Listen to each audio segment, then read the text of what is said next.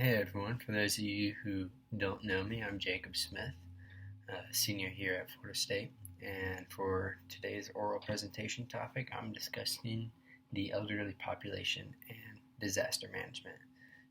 So, if we dive into it, um, let's just discuss how the elderly population needs to be protected. And they need to be protected because they're a growing group in today's society.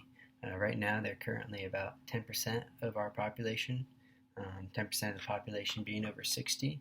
And it's predicted that in 2050, over 20% of the population will be over 60. And that comes from a study by Jay Barrett in 2007 called International Perspectives on Aging and Disasters. So we know they're a growing population and that they're part of our society and need to be protected against. Emergency management is about equality of protection, so it's just as important to protect the elderly population as others.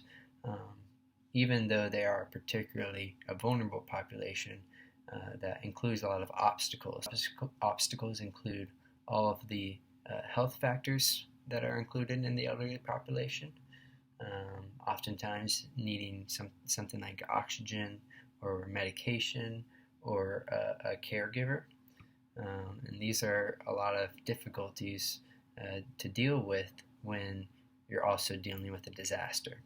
So it's important to have a plan set out ahead of time in order for emergency management to best protect senior citizens.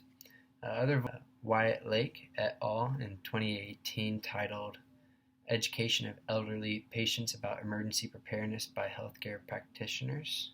It's discussed that nursing homes are inadequately planning for possible disaster scenarios currently, despite the fact that corporate organizations like Medicare and Medicaid require these types of facilities to be prepared for all disaster scenarios.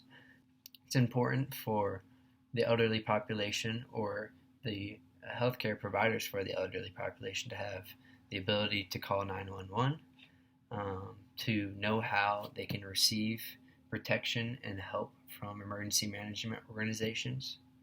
Senior citizen population often is vulnerable in a lot of ways to disaster scenarios.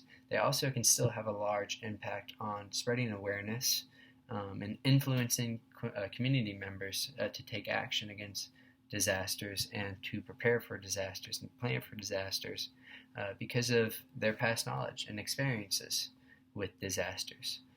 If anyone knows about what disasters can do and the havoc that they can have on a community, it's the population of people that have been around for many decades and have seen many different types of impactful disasters.